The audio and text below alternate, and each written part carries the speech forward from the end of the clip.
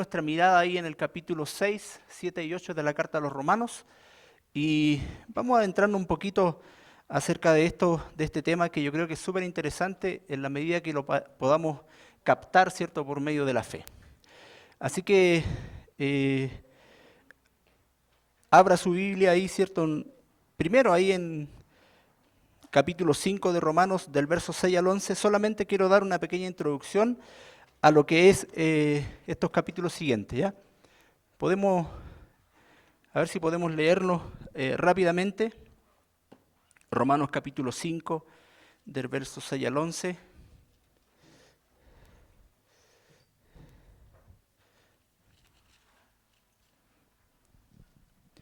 Dice, porque Cristo, cuando aún éramos débiles, a su tiempo murió por los impíos. Ciertamente apenas morirá alguno por un justo. Con todo, pudiera ser que alguno osara morir por el bueno, mas Dios muestra su amor para con nosotros en que siendo aún pecadores, Cristo murió por nosotros. Pues mucho más estando ya justificados en su sangre, por él seremos salvos de la ira, porque si siendo enemigos fuimos reconciliados con Dios por la muerte de su Hijo, mucho más estando reconciliados seremos salvos por su vida. Y no solo esto, sino que también nos gloriamos en Dios por el Señor nuestro Jesucristo, por quien hemos recibido ahora la reconciliación. ¿Ya? Este pasaje, ¿cierto?, habla un poquito acerca de los resultados de la reconciliación. Pero yo quiero mencionar algunos puntos importantes solamente como introducción. El amor de Dios se ve claramente en la muerte de su Hijo. ¿Cuántos lo entienden así? El amor de Dios se ve claramente en la muerte de su Hijo, ¿cierto? Hay pasaje de Juan capítulo 3, verso 16, ¿cierto? De tal manera amó Dios al mundo que dio a su Hijo unigénito. Su amor alcanza a los débiles, ¿ya? Ahora, si nosotros entendemos que la humanidad es débil, ¿cierto? En cuanto a que no pudo nunca, jamás cumplir con la ley de Dios, entendemos que toda la humanidad necesita de su amor. Su amor llega también a los impíos, a todos aquellos que están muertos en sus delitos y pecados, como también lo menciona la carta a los Efesios. El amor de Dios no tiene medida, ¿ya? Es muy raro encontrar una persona que desee morir por un justo, pero aún así es posible que alguien muera por un justo. Dios envió a su Hijo a morir por nosotros, ¿ya?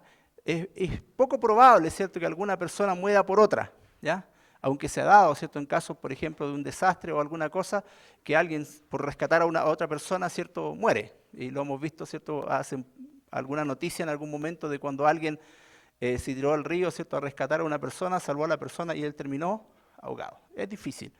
Pero el amor de Dios es tan grande por nosotros que Él envió a su Hijo a morir por nosotros, ¿ya? El amor de Dios demanda una respuesta. Si hemos recibido la reconciliación, si nos hemos regocijado en ese amor de Dios, también demanda una respuesta del ser humano, ¿ya? El amor de Dios, Dios lo entrega de su buena voluntad, de su amor, ¿cierto? De lo que Él, de lo cuánto Él nos ama, pero demanda también de nosotros los seres humanos una respuesta, ¿ya? Esto no lo había visto así, pero estaba leyendo, ¿cierto?, algunos libros y me encontré con esta nota, ¿cierto?, que me pareció muy interesante poder compartirla con ustedes.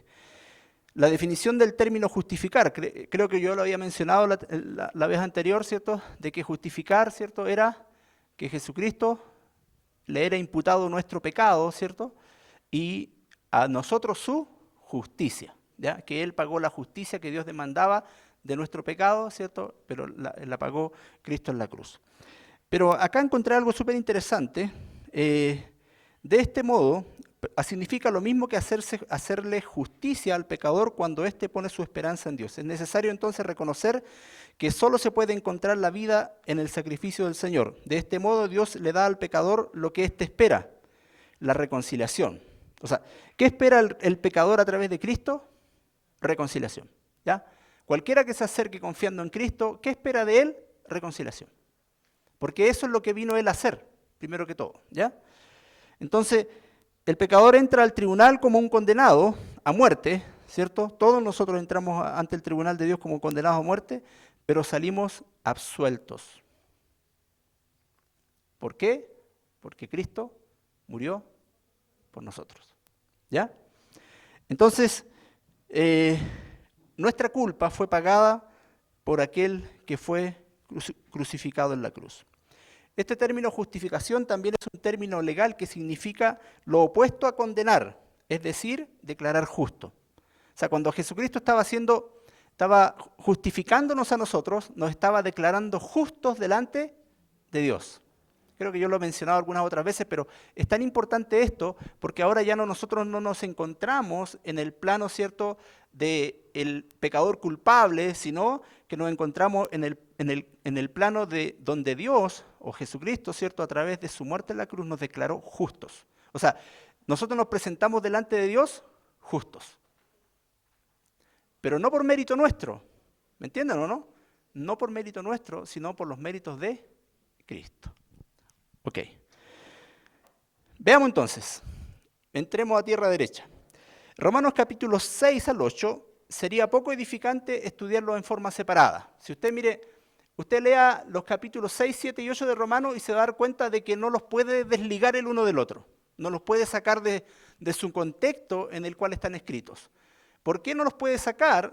Porque lo que el apóstol Pablo, ¿cierto?, estaba tratando de hacer acá era mostrar tres aspectos. Primero, yo lo había anotado acá primero, nuestra libertad del pecado. Segundo, nuestra libertad de la ley. Y tercero, la obra del Espíritu Santo en nosotros. ¿Ya? Si usted ve estos tres capítulos, ¿cierto?, de la carta a los Romanos, 6, 7 y 8, se va a dar cuenta que están estos tres aspectos. Primero, nuestra libertad del pecado. Segundo, nuestra libertad de la ley. De la ley, nosotros con los alumnos de la escuela lo hemos visto esto varias veces. Y la obra maravillosa del Espíritu Santo en nosotros. Entonces, necesariamente tenemos que estudiar estos capítulos de esa forma, ¿ya? Juntos.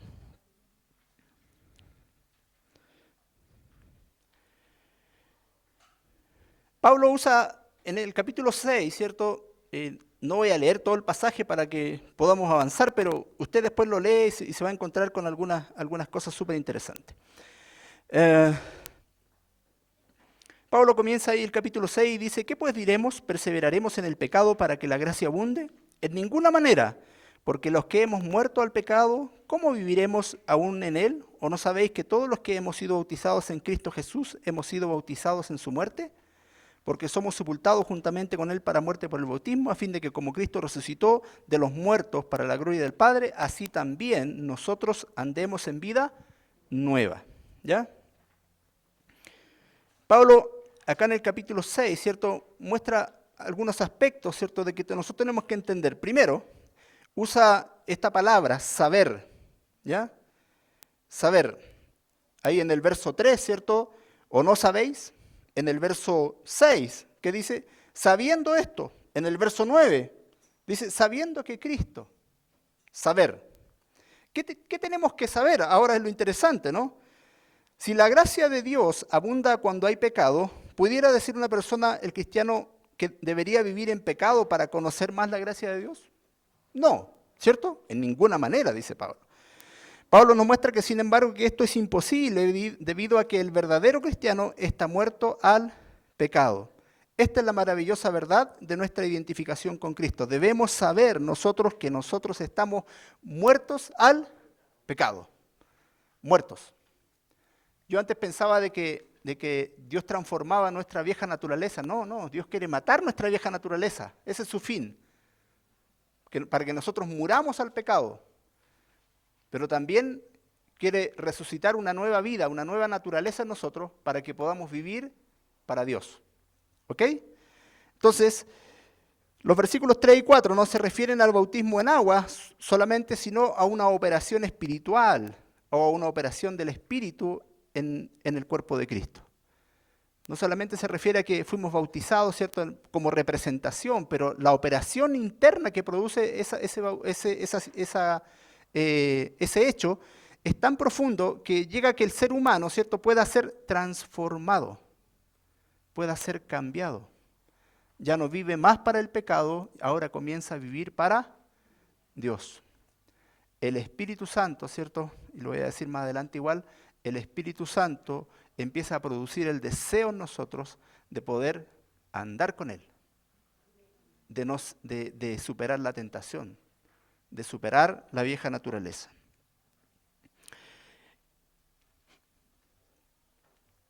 Esta operación se ilustra y se da testimonio con el bautismo en agua. Cuando Cristo murió, morimos con Él. Cuando Él resucitó, nosotros también resucitamos con Él. ¿Ya?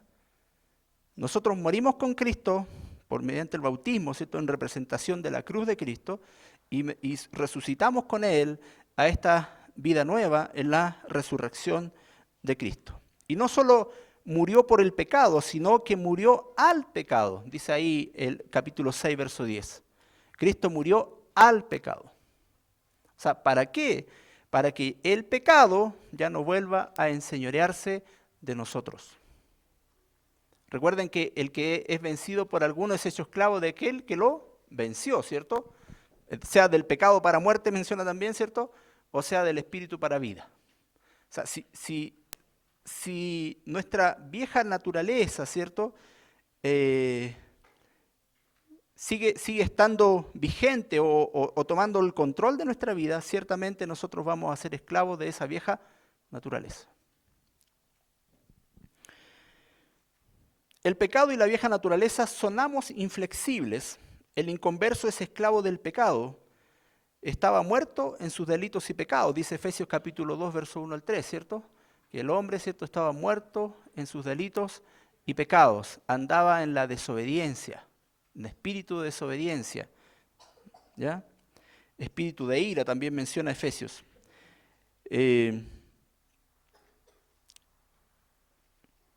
Ahora, pero aún muchos cristianos todavía sirven al pecado a pesar de que Cristo rompió su esclavitud. ¿Qué vino a hacer Jesús? Vino a romper la esclavitud que nosotros teníamos del pecado. Lo dice Juan 8, ¿cierto? Cuando menciona, dice, y conoceréis la verdad, y la verdad os hará libres. Antes ninguno de nosotros podía decir dentro de nosotros, podemos decir, oh, yo soy ahora tan fuerte que yo no voy a pecar. ¿Cuántos fallaron, cierto, que decían, incluso quebrantando sus propias conciencias, sabían que algo era malo, pero después iban y lo hacían? ¿Por qué? Porque éramos esclavos del pecado. Los que leen Romanos 5 descubren que Cristo murió por sus pecados y le reciben en sus corazones, pero no se apropian de la palabra de Romanos 6 y no descubren la gloriosa libertad que tienen en Cristo. Romanos 6, 1 al 10 de nuevo, y analice léalo ustedes, ¿cierto? Y analicemos, ¿cierto? Que el creyente está muerto. Nosotros tenemos que saber que nosotros como creyentes estamos muertos al pecado. Muertos. O sea, y el muerto no, tú lo pateás y no hace nada, ¿o sí? ¿Ah? O lo moví, ¿cierto? No hace nada. Después se coloca tieso, ya no hay nada que hacer. Pero sin embargo está muerto al pecado. Nosotros debemos considerarnos o saber, ¿cierto? Reconocer que estamos muertos al pecado. La vieja naturaleza ya no puede reinar en un cristiano. La vieja naturaleza no puede reinar en nosotros.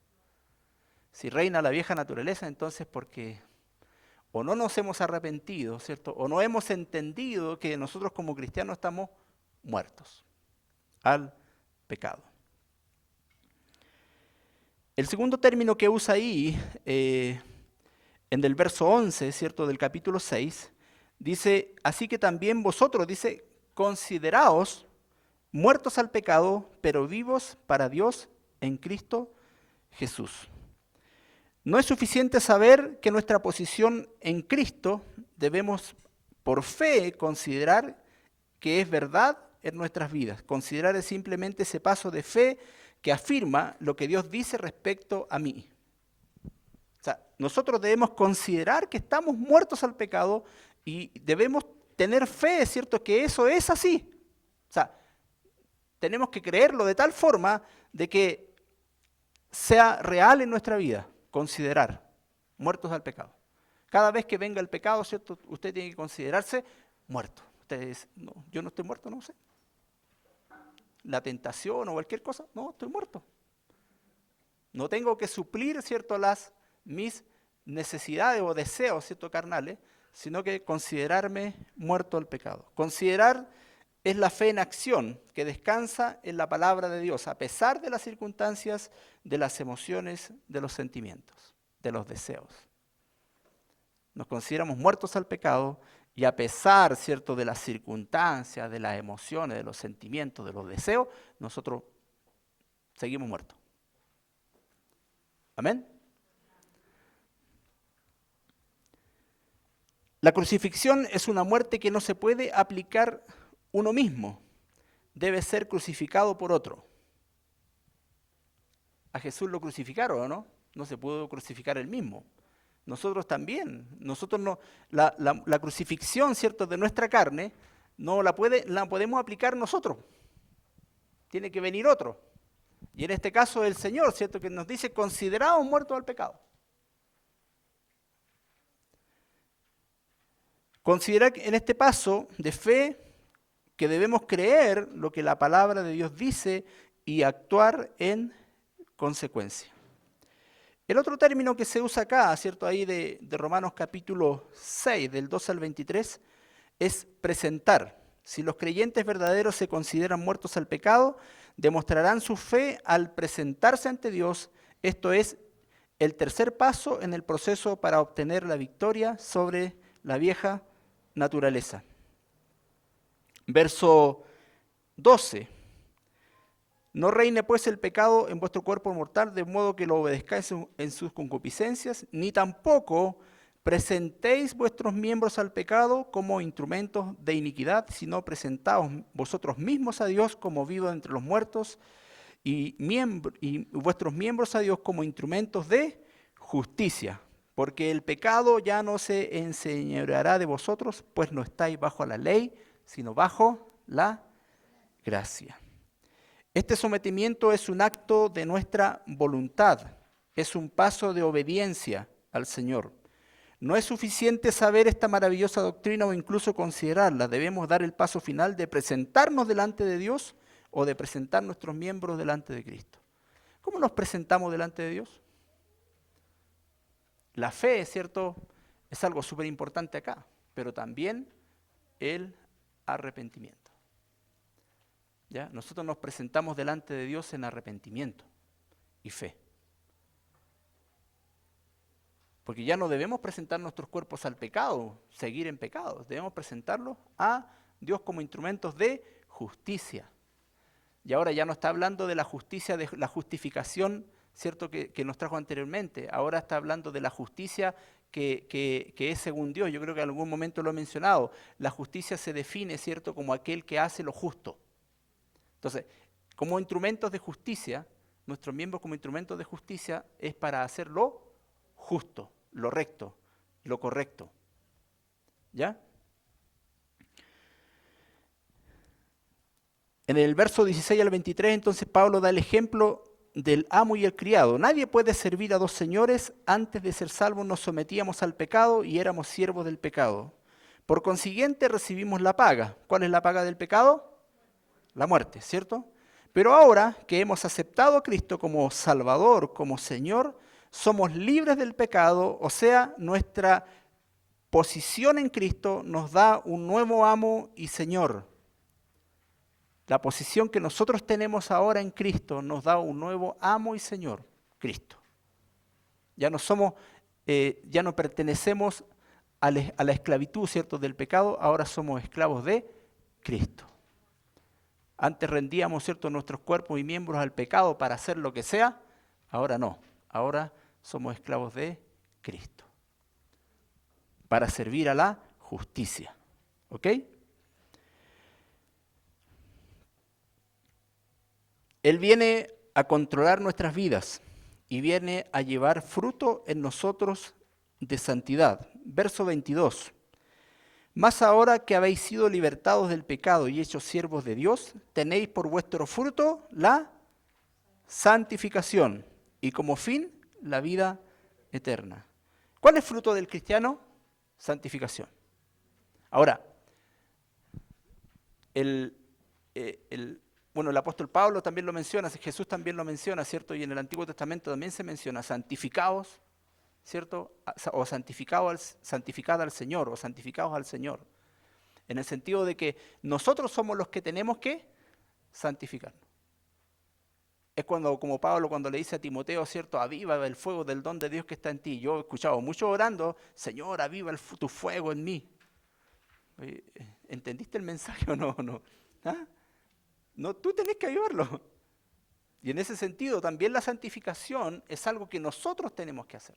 O sea, nosotros debemos guardar nuestro corazón, nosotros debemos guardar lo que vemos, nosotros debemos guardar lo que hacemos para que podamos agradar a Dios. Entonces, el fruto de haber sido libres del pecado es la santificación. Y ahí Pablo responde la pregunta, ¿pecaremos para que la gracia abunde? En ninguna manera. ¿Amén? ¿Me avisan cuántos minutos me queda, por favor, para yo? Vamos al capítulo 7, para no demorarme tanto. Es importante que tengamos estos 3 pasos en el orden. No podemos someternos a Dios y obtener la victoria sobre la carne, a menos que primero nos consideremos muertos al pecado y vivos en Cristo. Pero no podemos reconocernos muertos a menos que sepamos que nuestra posición en Cristo. Satanás no quiere que vivamos nuestra elevada posición en Cristo, de modo que trata de confundirnos respecto a nuestra victoria en el Hijo de Dios. No es suficiente saber que Cristo murió por nosotros, debemos también nosotros saber que morimos en Cristo. ¿Ya? No es suficiente saber que tenemos una naturaleza interna, debemos también saber que la vieja naturaleza fue derrotada en la cruz. Saber, considerar y presentar. 3 aspectos que conducen a la victoria sobre el pecado. Tenemos que saber que estamos muertos en Cristo, tenemos que considerarnos a nosotros muertos en Cristo y tenemos que presentarnos delante de Dios. ¿Amén? 3 aspectos. Tenga presente que estos 3 pasos deben representar una actitud diaria de vida, no son medidas de emergencia que se usan para enfrentar alguna tentación especial. Los creyentes cada día dedican tiempo a su palabra, a estar presentes delante de Él, a considerarse muertos al pecado y a vivir para Dios. Segundo, vimos, ¿cierto?, la libertad del pecado. Segundo, la libertad o nuestra libertad de la ley. Ahí Pablo comienza con este pasaje del capítulo 7, del verso 1 al 6, y dice, ¿acaso ignoráis, hermanos, que pues hablo con los que conocen la ley, que la ley se enseñorea del hombre entre tanto que éste vive? Porque la mujer casada está sujeta por ley al marido mientras que éste vive. Pero si el marido muere, ella queda libre de la ley del marido. Así que si en vida del marido se uniere a otro varón, será llamada adúltera. Pero si su marido muere, es libre de esa ley, de tal manera que si se uniere a otro marido, no será adúltera. Voy a leer hasta ahí nomás. La relación matrimonial acá ilustra nuestra relación con la ley. Tenga presente que cuando Pablo habla de la ley no se refiere solo a la ley de Moisés, sino también a cualquier clase de legislación que el creyente use para reducir el pecado y conseguir santidad. Por ejemplo, menciono, ¿cierto?, que en el caso de la ley judía, ¿cierto?, todos los judíos tenían que obedecer la ley para ser santos, obedecerla. Ellos no podían no obedecer la ley. La ley dice, haz estas cosas y vivirás por ellas. O coloco delante de ti la vida, la muerte, la bendición, la maldición. Y tenían que hacerlo. No había opción. Ahora, si nosotros lo vemos a través de la Escritura, nunca pudieron hacerlo. Nunca. Entonces, ahora está la otra ley, la conciencia. La conciencia del hombre, porque cuando no conoces la ley mosaica o la ley judía, ¿cierto? Sin embargo, hay conciencia en nosotros. Algunos le llaman sentido común, ¿cierto? Para no hacer cosas malas, ¿o no? Aunque no es el más común de los sentidos, dijo en este tiempo, pero... ¿ah? Cuando una mujer entonces se casa con un hombre, está ligada a este hombre hasta que él muere. O sea, cuando el hombre o la mujer que están casados, uno de los cónyuges muere, entonces queda libre.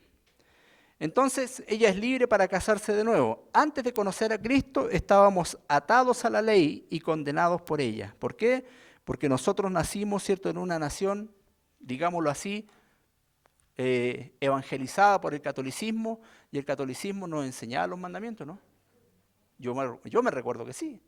Mi mamá nos llevaba a la iglesia y nos decían todas las cosas que teníamos que no podíamos hacer. Incluso, ¿cierto?, qué teníamos que hacer para poder agradar a Dios. pero finalmente se transformaba en una ley que tú ni ninguno de nosotros podíamos cumplir. Ahora, la ley, sin embargo, no murió cuando fuimos salvados. En lugar de eso, nosotros morimos a la ley o morimos en Cristo. Ya no estamos casados a un sistema de regulaciones. Estaba hablando de la analogía, ¿cierto?, del matrimonio, dándonos a entender a nosotros de que nosotros no estamos ya casados con la ley judía. Ahora ya no le pertenecemos a esa ley, le pertenecemos a Cristo. Porque nosotros morimos al pecado, pero también morimos a la ley. ¿Me entienden ahora, no? Si no me entienden, después conversamos.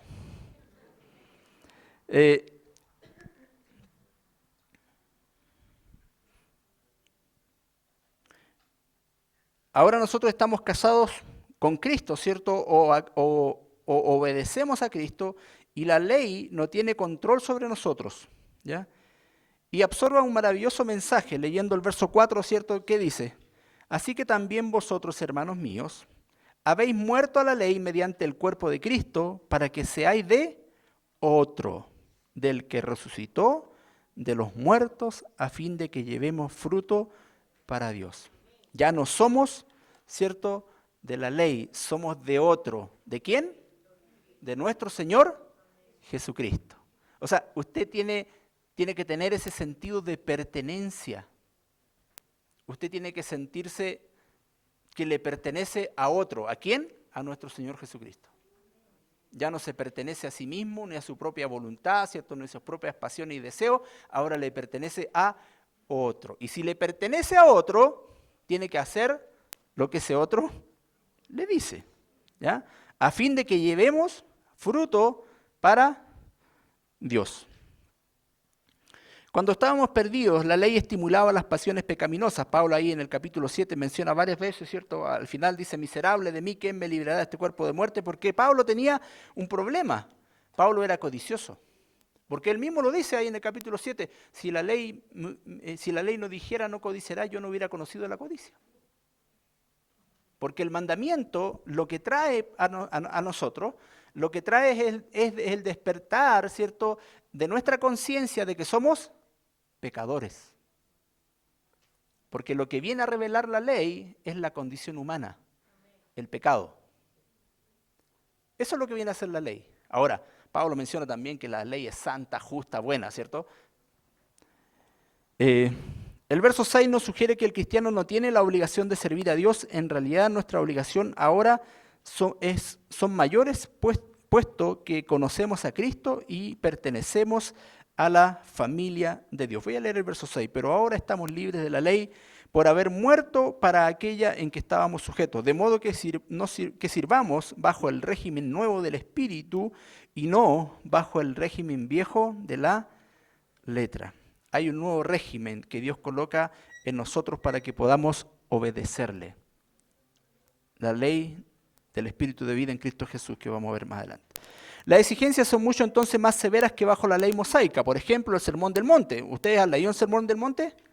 Ya, pero el Sermón del Monte son las bienaventuranzas solamente, por si acaso.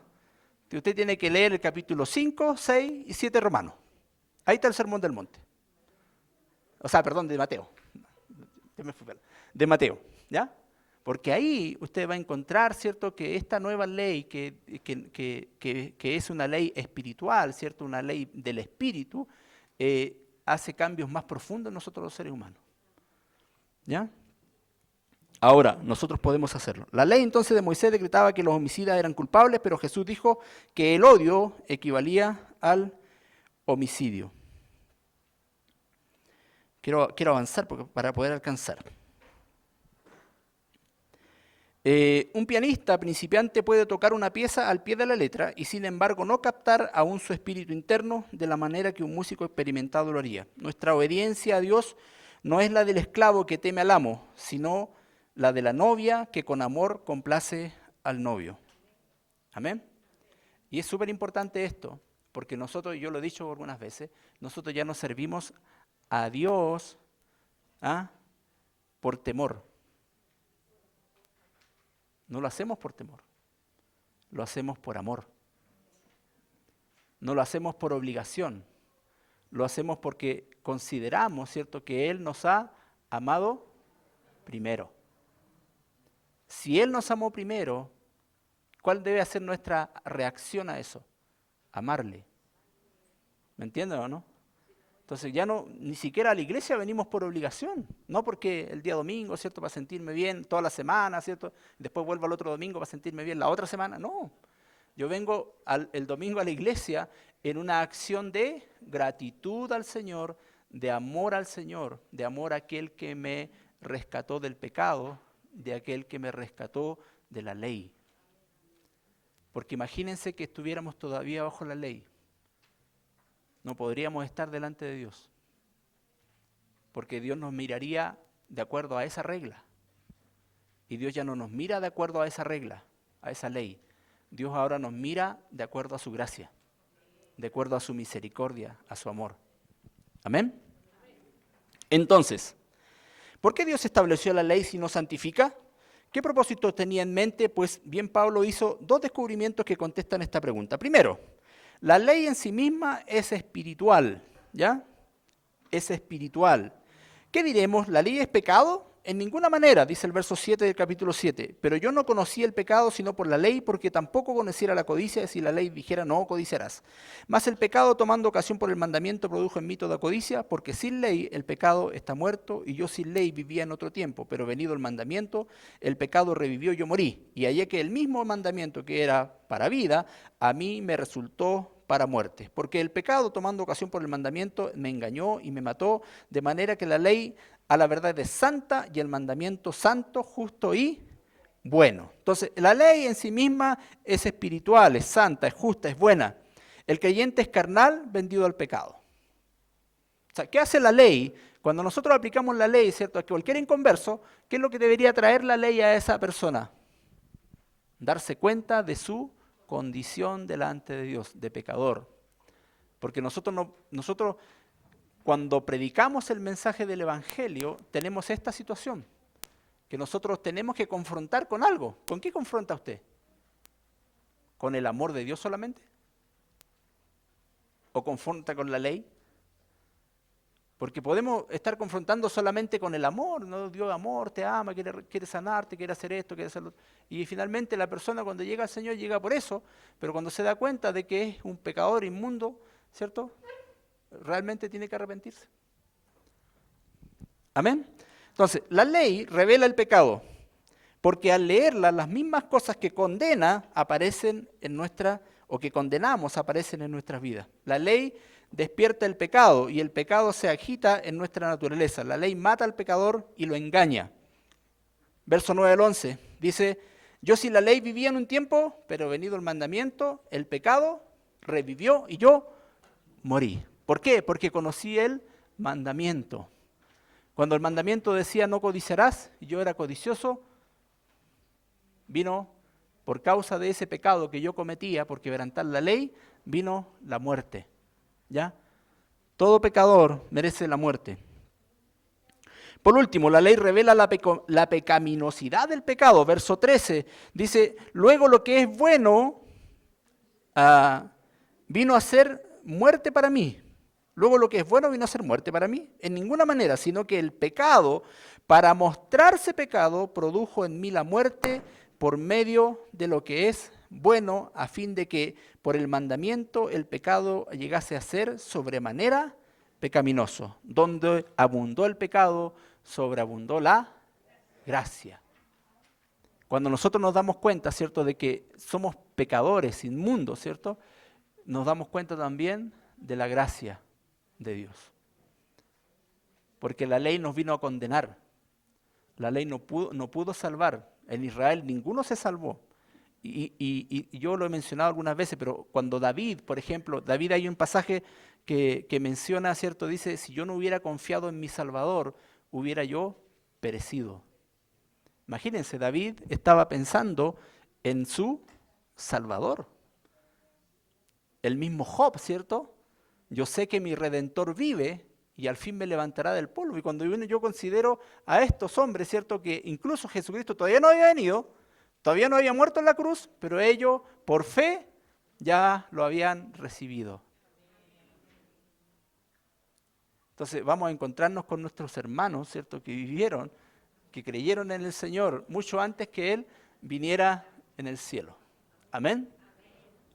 El creyente no puede santificarse mediante la ley, no porque ésta no sea santa y buena, sino porque nuestra naturaleza es tan pecaminosa que la ley no la puede cambiar o controlar. ¿Ya?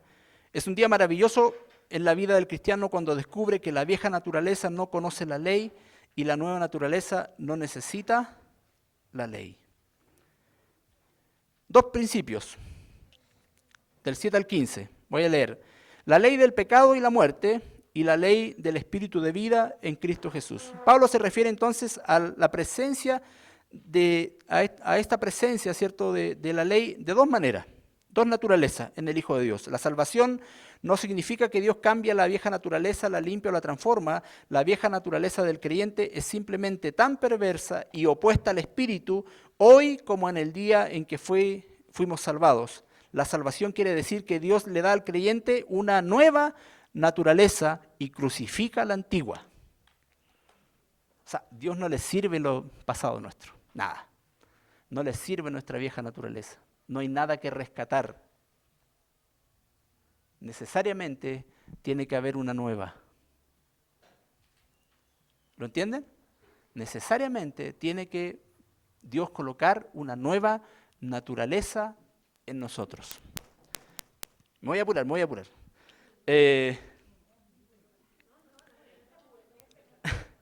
Nos quedamos hasta las 10, hasta las 12, ¿no? Si mañana es feriado, o sea, mañana es sábado, así que...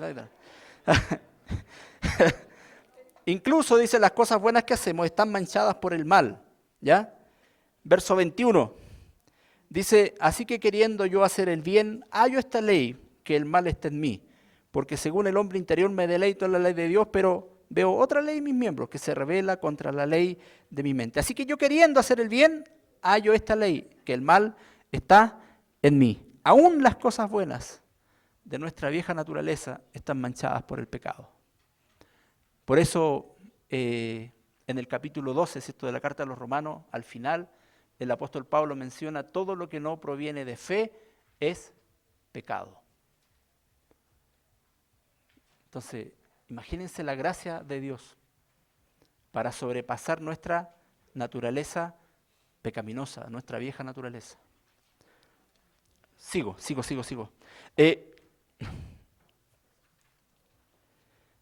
En el capítulo 7,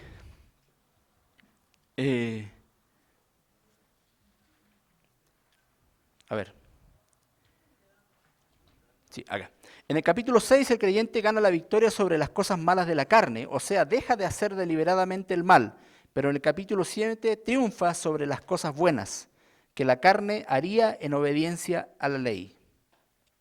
En el capítulo 6 nos muestra, ¿cierto?, que el Señor triunfa sobre la naturaleza pecaminosa, pero en el capítulo 7 triunfa incluso sobre las cosas buenas que nosotros pudiéramos hacer para agradar a Dios. Y esto tenemos que entenderlo. ¿Por qué? Porque si nosotros tratamos de agradar a Dios con nuestra vieja naturaleza, finalmente seguimos viviendo en nuestros pecados. Tiene que haber un cambio, una transformación de naturaleza. La vieja naturaleza pecaminosa tiene que morir. Mas Dios no acepta la carne, porque en nuestra carne no hay nada bueno. La carne para nada aprovecha, dice Juan capítulo 6, verso 33. Sin embargo, ¿cuántos cristianos establecen leyes para su vida y tratan de disciplinar la carne para que obedezca? Cuando Dios llama llanamente dice, los designios de la carne, de la vieja naturaleza, no se sujetan a la ley de Dios, ni tampoco pueden. La ley del Espíritu de vida en Cristo Jesús contrarresta la ley del pecado y de la muerte. No es al someternos a la ley eterna que crecemos en santidad y servimos a Dios aceptablemente, sino el someternos al Espíritu de Dios que mora en nosotros. ¿Cuál es la aplicación práctica de este capítulo?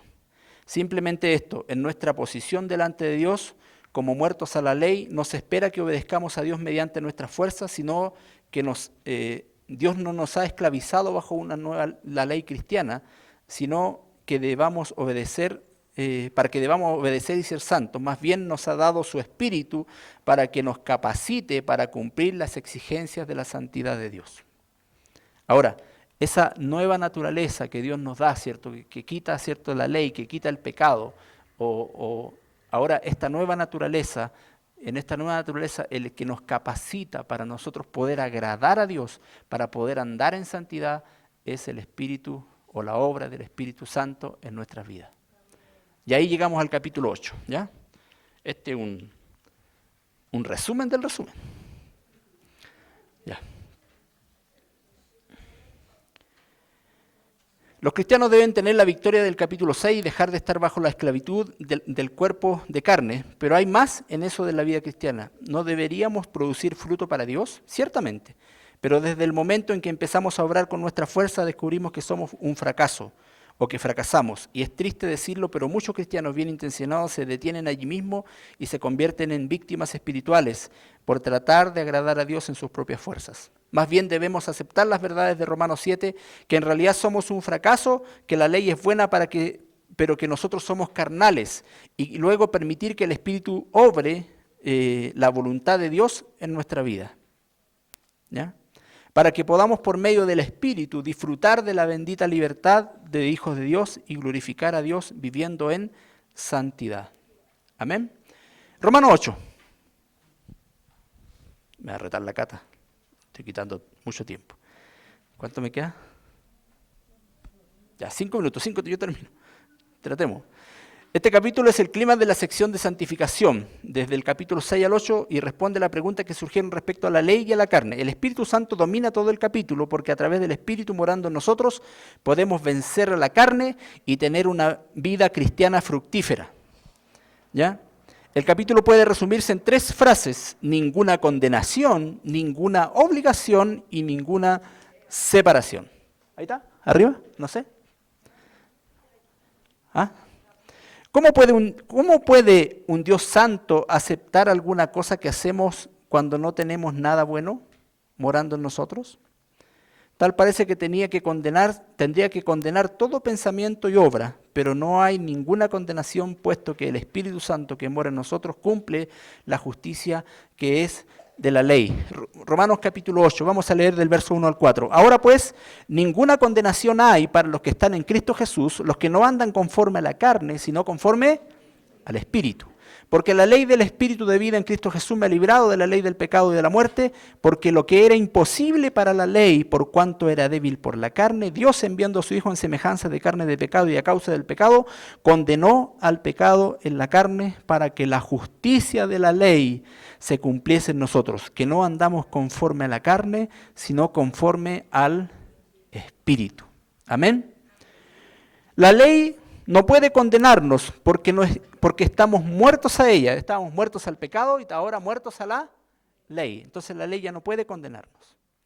Dios no puede condenarnos porque el Espíritu Santo capacita al creyente a andar en el Espíritu y por consiguiente a satisfacer las exigencias santas de Dios.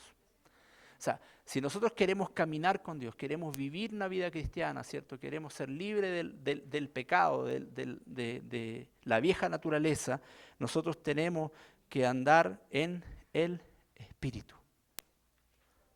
Y andar en el Espíritu, y andando en el Espíritu, nosotros podemos exigir, o podemos satisfacer la exigencia de Dios, de ninguna otra forma. No lo podemos hacer en la carne, no lo podemos hacer guardando la ley o haciendo obras, tenemos que andar en el Espíritu.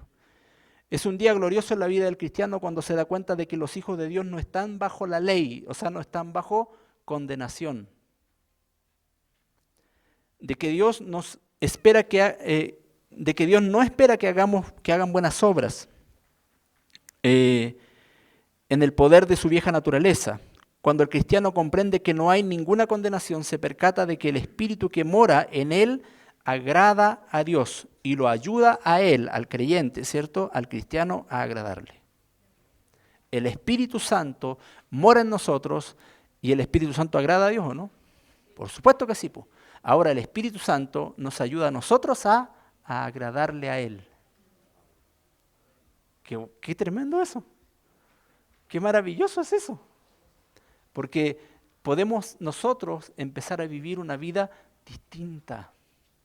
Ya no bajo la carne o la ley, sino una vida espiritual. Qué gloriosa salvación tenemos.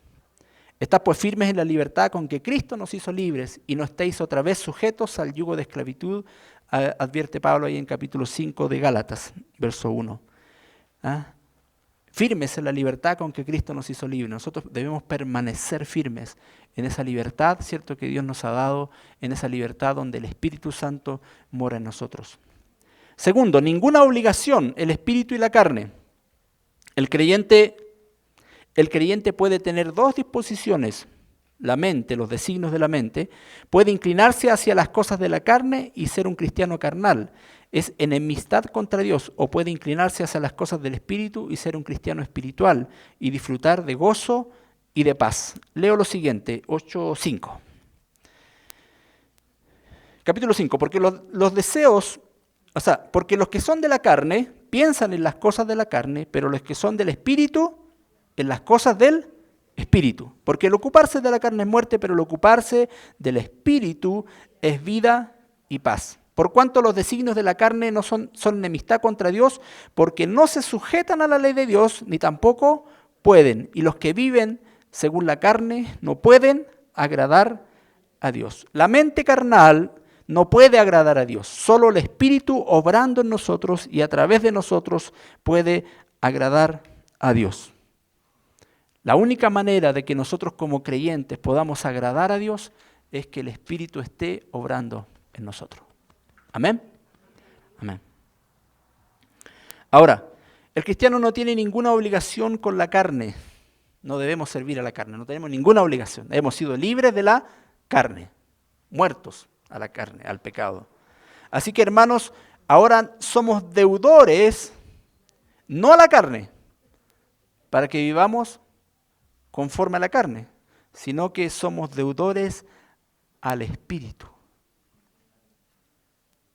Usted es deudor de Dios. O cuando Pablo dice, cierto, dice, yo soy deudor.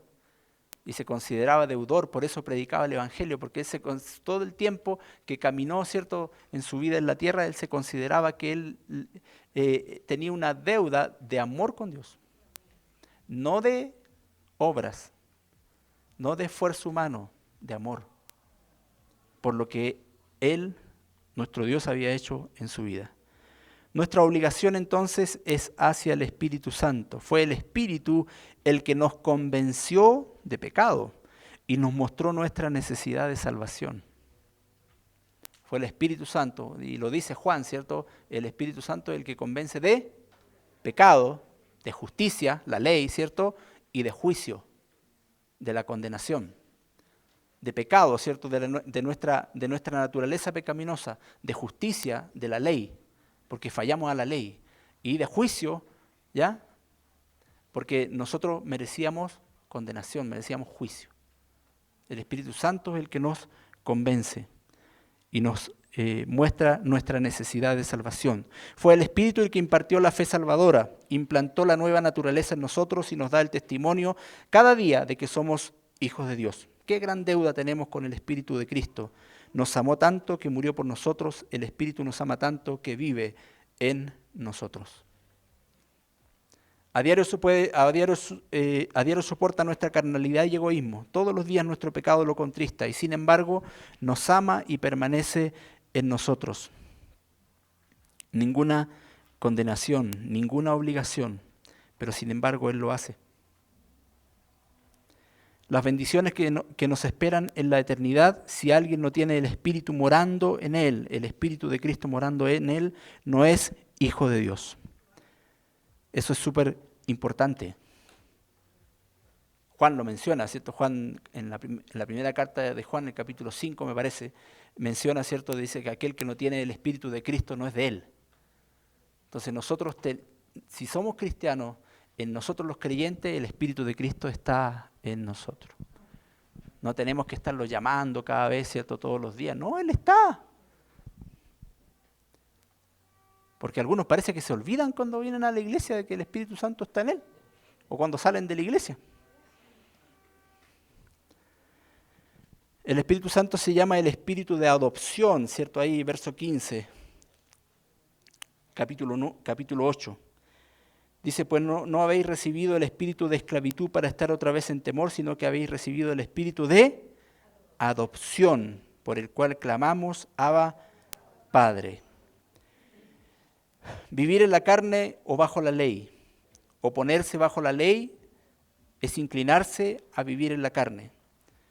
Y eso conduce a servidumbre, pero el Espíritu conduce a una vida gloriosa de libertad en Cristo. Libertad para el creyente jamás significa hacer lo que se antoje, porque esa es la peor clase de esclavitud. Más bien la libertad cristiana es, en el Espíritu, es libertad de la ley y de la carne, para que podamos agradar a Dios y llegar a ser como Él quiere que lleguemos a ser. Amén. El significado literal de esta palabra griega es colocar como hijo, la adopción. Tomar a un menor, bien sea de la familia o fuera, y hacerlo legítimo heredero. Nosotros somos legítimos herederos. ¿Sabía eso? Sin Cristo, nada. Con Cristo, todo. Somos herederos legítimos. Cada creyente es un hijo de Dios que por nacimiento y heredero de Dios por adopción. Es más, somos coherederos con Cristo, de modo que Él no puede recibir su herencia en gloria hasta que nosotros estemos allí para compartirla con Él. Él va a compartir su herencia, Jesús, con nosotros, ¿cierto? Somos herederos y coherederos con Cristo. Gracias a Dios, el creyente no tiene obligación a la carne para alimentarla, para agradarle o para obedecerla. En lugar de eso debemos hacer morir las obras de la carne por el poder del Espíritu que mora en nosotros y permitir que el Espíritu dirija nuestras vidas. Amén.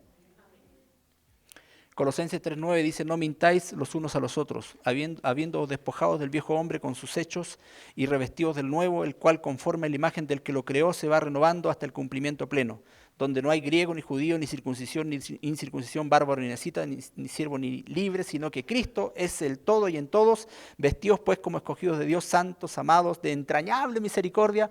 Los que me conocen, ¿cierto? Yo siempre menciono eso, de entrañable misericordia. No solo sea misericordioso, sea de entrañable misericordia.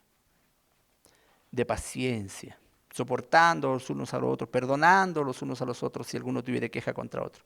De la manera que Cristo os perdonó, así también hacedlo vosotros, y sobre todas las cosas vestidos de amor, que es el vínculo perfecto. Amén. Termino, ya me queda poquito. Cata, perdóname. Ninguna separación del espíritu y el sufrimiento. Aunque ahora los creyentes soportan el sufrimiento, disfrutarán de la gloria cuando Cristo regrese. Es más, la creación entera, dice, gime bajo la esclavitud del pecado gracias a la desobediencia de Adán. Pero cuando Cristo finalmente aprecie a Satanás, dará libertad a la creación completa de su esclavitud, y toda la naturaleza disfrutará con nosotros de la libertad gloriosa de los hijos de Dios. Voy a llegar hasta ahí porque en realidad ya me pasé mucho. Muchas gracias, que Dios les bendiga. Seguimos después. Me faltó todavía, pero lo dejamos para otra. Cata, dele nomás a usted porque creo que